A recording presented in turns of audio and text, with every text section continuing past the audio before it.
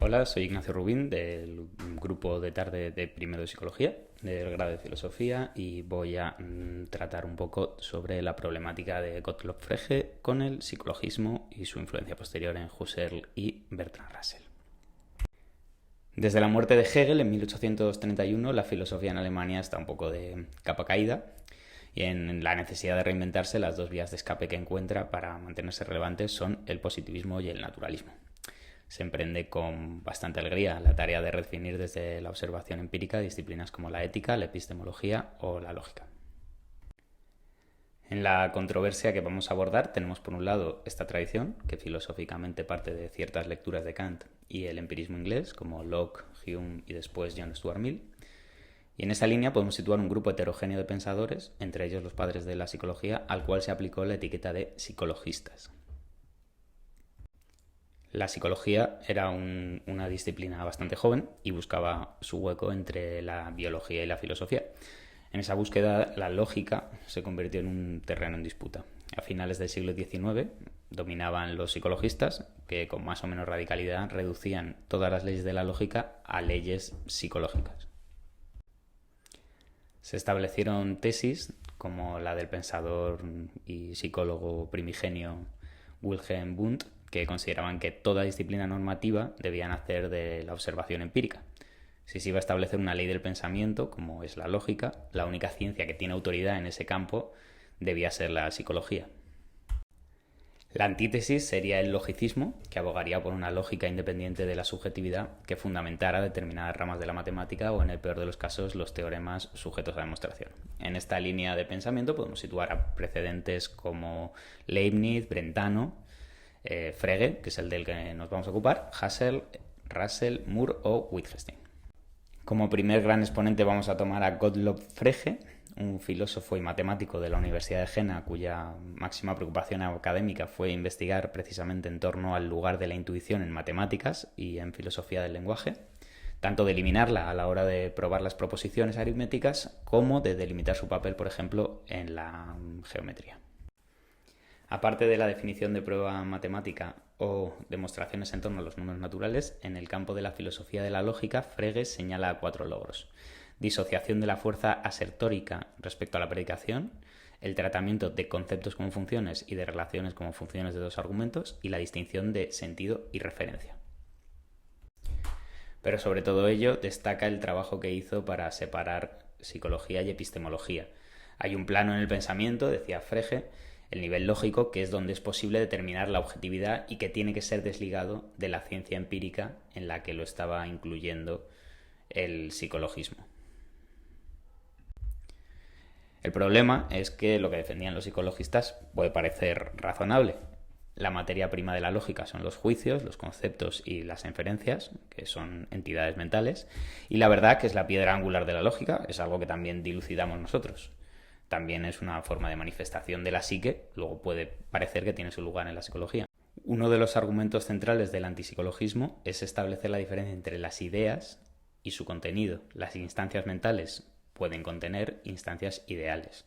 Los juicios ser psicológicos, pero su contenido ser ideal. Por ejemplo, los números, que son abstracciones no sensibles y de entidad objetiva, no subjetiva, como decía el psicologismo. Un ejemplo de estas entidades ideales serían los números naturales. Las matemáticas son la cuña que utiliza Frege para separar lógica y psicología. Tiene un libro, La fundamentación de la aritmética, de 1884, que es su intento de eliminar la referencia a la intuición de la demostración de todas las proposiciones básicas de la aritmética, como podía proponer, por ejemplo, John Stuart Mill. En su obra de 1893, Leyes básicas de la aritmética, vuelve a la carga contra el psicologismo, dejando claro que ley de pensamiento es una expresión ambigua, que subsume leyes descriptivas, lo que es, y leyes prescriptivas, que es lo que debería ser. Todas las leyes del pensamiento son prescriptivas, pero de ellas solo la lógica es descriptiva. En el mismo escrito de 1893 vuelve al ejemplo del concepto de número y critica que algunas obras tratan de darle un origen psicológico. Por ejemplo, la filosofía de la aritmética de 1891 de otro matemático al que tacha de psicologista, aunque luego sería el gran adalid del antipsicologismo, Edmund Husserl. En 1900, Husserl publica las investigaciones lógicas y toma un poco el relevo de Frege como gran crítico con el psicologismo, aunque con la boca un poco pequeña sí le dedica Frege un pie de página en el que dice que las leyes básicas de la aritmética son la gran obra de referencia en cuanto a excesos de la psicología.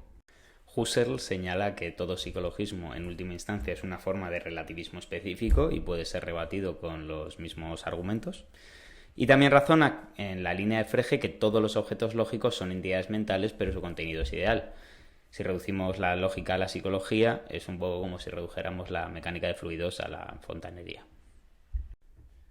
Frege intentó elaborar un sistema que fundamentara lógicamente las matemáticas, pero su proyecto fracasa cuando otro importante matemático de la época señala una inconsistencia en una de las leyes lógicas básicas en las que descansaba su sistema. Curiosamente, ese traidor al logicismo sería luego su mejor baza, Bertrand Arthur William Russell. Junto a su profesor de Cambridge, Alfred Whitehead, Russell renovará el propósito de Frege de salvaguardar la objetividad desvinculando la matemática del proceso de pensamiento. Dándose cuenta de que el esfuerzo ha de volcarse en elaborar una parte lógica a prueba de su propia paradoja, el resultado será su obra Principia Mathematica. El logicismo fregeano, continuado por Russell, empieza a decaer en el aspecto matemático a partir del descubrimiento del teorema de incompletitud de Gödel, que demuestra la imposibilidad de un sistema consistente y completo. Algunos de sus argumentos reaparecerán después como neofregeanismo en los años 50 o neologicismo durante los años 60. Los argumentos como los de Frege y Husserl no fueron una respuesta definitiva ni mucho menos al psicologismo. Así como Frege fue parcialmente ignorado, Husserl sí recibió una oposición activa durante las 2 primeras décadas del siglo XX. Después de la Primera Guerra Mundial, la filosofía analítica va por otros derroteros y se escapa un poco de este debate. Hoy en día el debate sigue vivo y hay autores que incluso señalan el perjuicio causado por Frege y Husserl al antipsicologismo. La separación de ámbitos psicológico y lógico que hicieron fue tan rotundo que ha obstaculizado un posterior diálogo interdisciplinar. Descubrimientos en el campo de la neurociencia o la ciencia cognitiva requieren una reformulación total de los argumentos antipsicologistas. Y hasta aquí el repaso al debate entre Frege y los psicologistas y su influencia posterior. Bastante superficial, pero espero que haya dado una idea general. Muchísimas gracias.